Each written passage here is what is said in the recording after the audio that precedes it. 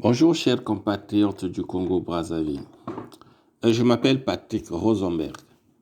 Nous sommes aujourd'hui lundi 2 juin 2025. Chers compatriotes, le 5 juin 1997, la République du Congo, notre pays, a basculé dans l'horreur d'un coup d'État militaire sanglant orchestré par Denis Sassou Nguesso avec la bénédiction cynique de la France.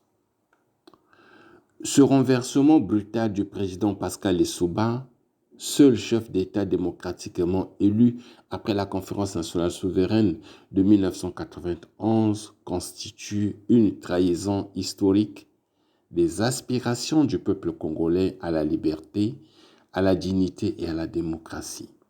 Depuis ce jour funeste, le Congo-Brazzaville s'enlise dans une crise multidimensionnelle, économique, politique, éducative, sanitaire, judiciaire, sécuritaire, alimentaire, énergétique et sociale. Plus de 400 000 morts dans les régions sud de notre pays, des centaines de milliers de disparus, des villes et des villages rasés, des cours d'eau empoisonnés, des femmes violées, des enfants traumatisés, des vieillards massacrés à cause de Sassou Nguesso. Voilà le bilan humain d'un régime qui ose aujourd'hui parler de paix. Quelle paix? Celle du silence imposé par des baïonnettes? Celle de la peur instaurée par les arrestations arbitraires, les assassinats politiques, le tribalisme d'État, les détournements de fonds publics, la répression des opposants, la confiscation des libertés? C'est ça la paix? Sassou Nguesso et son clan n'ont jamais incarné la paix dans ce pays. Ils l'ont systématiquement détruite. N'est-ce pas la première fois en 1968 déjà, avec certains officiers du Nord, Sassou avait activement contribué à renverser, au renversement du président Alphonse Massamba Deba? En 1977, il était encore au cœur de la déstabilisation sanglante ayant conduit à l'assassinat du président Maré Ngouabi, de l'ancien président Alphonse Massamba Deba, du cardinal Émile Biaïnda et de plusieurs hauts cadres du pays. À Ouando, les atrocités perpétrées par son régime contre le capitaine Pierre Onga, tué pour des raisons ethniques, témoignent de la brutalité et du tribalisme d'un pouvoir sans foi ni loi. De 1992 à 1997, n'acceptant pas sa défaite électorale, Sassou Nguesso a entretenu une guerre larvée jusqu'à reprendre le pouvoir par force, replongeant le pays dans un bain de sang.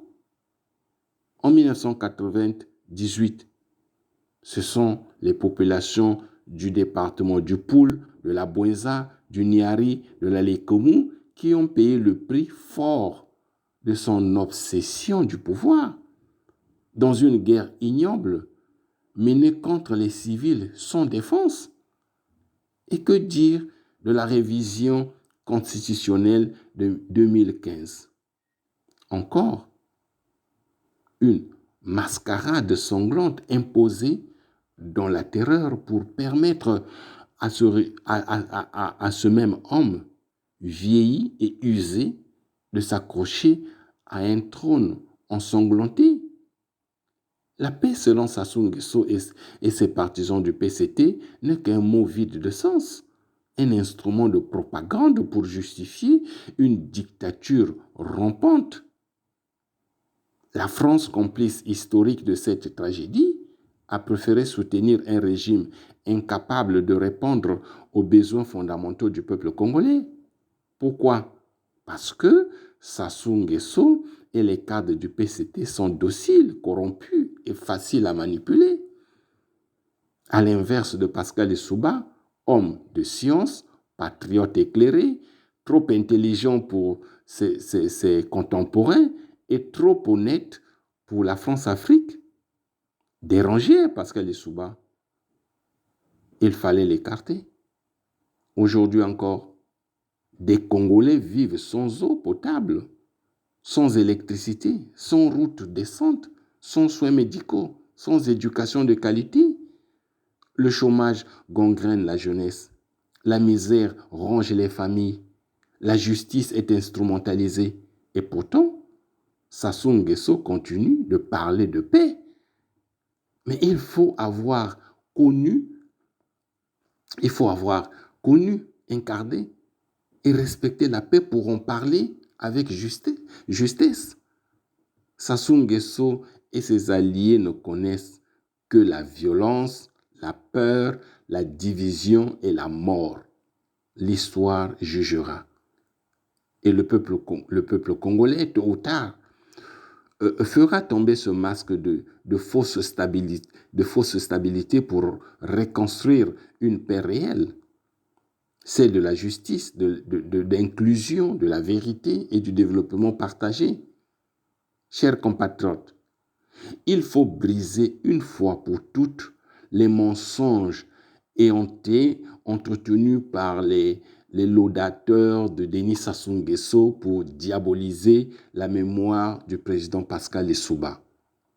À force de matraquage idéologique, ils ont réussi à faire croire à un prétendu tribalisme de Pascal Lissouba, alors que les faits, les vrais, racontent une autre réalité. Ceux qui accusent le président Pascal Lissouba de favoritisme ethnique devraient avoir au moins l'honnêteté de consulter le bilan de ses nominations. Aucun de ses directeurs de cabinet, aucun de ses 5 premiers ministres, aucun ministre d'État, presque aucun ministre, tout court, n'était issu de sa propre ethnie Nzebi. Même les postes secondaires comme ceux de directeurs généraux ou présidents de conseils administratifs n'ont pas été monopolisés par les siens. C'est dire la hauteur de vue, le sens de l'État qui animait cet homme, le président Pascal Lissouba, bien au-delà des clivages communautaires, même dans l'armée. Il a refusé de céder à la tentation de l'ethnicisation. 10 généraux promus à cette époque, chacun issu d'une région différente, et pas un seul de son groupe ethnique. Aucun chef de zone militaire, aucun commandant de corps issu de son ethnie Nzibi. La seule présence familiale notable fut sa propre fille, conseillère diplomatique, un poste sans influence directe sur les affaires de l'État. À côté de cela, que dire du système Sassou Nguesso, véritable caricature de népotisme, de tribalisme? Il suffit d'un simple inventaire des postes civils et militaires pour mesurer l'ampleur de la confiscation de l'appareil d'État par un petit clan Mboshi, un petit clan tribal Mboshi. Le Congo d'aujourd'hui vit sous un régime de captation ethnique où la promotion est indexée sur l'apparence au cercle restreint des initiés du pouvoir ou de l'ethnie Mboshi. L'acharnement à réécrire l'histoire et à salir le président Pascal Lissouba ne vise qu'un seul objectif: légitimer l'indéfendable de Sassou Nguesso, légitimer la médiocrité du régime de Sassou Nguesso. Mais la vérité ne disparaît pas sous les slogans du PCT. Elle s'impose. Brute, froide, inaltérable. Ceux qui osent encore affubler le président Pascal Lissouba de titre de tribaliste doivent avoir le courage de confronter leur récit à la réalité, ou alors qu'ils se taisent à jamais.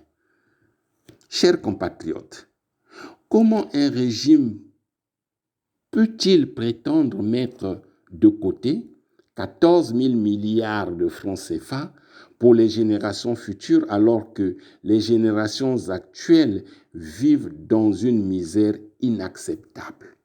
Le peuple congolais n'a ni accès à l'eau potable, ni à un système de santé fonctionnel, ni à une éducation de qualité. Les hôpitaux sont des mouroirs, les écoles des ruines, les robinets à sec et les champs agricoles à l'abandon.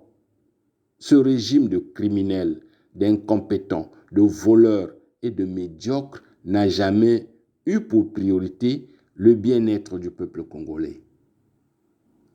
En près de 40 ans de régime, Denis Sassou Nguesso et son clan ont pillé les ressources du pays, affamé le peuple congolais, détruit les institutions, muselé la presse et maintenant maintenu le pays dans un état de sous-développement permanent pendant que leurs enfants étudient dans les plus grandes universités du monde et se soignent dans les cliniques européennes. Et ils osent parler d'argent pour les générations futures alors qu'ils sacrifient les enfants d'aujourd'hui.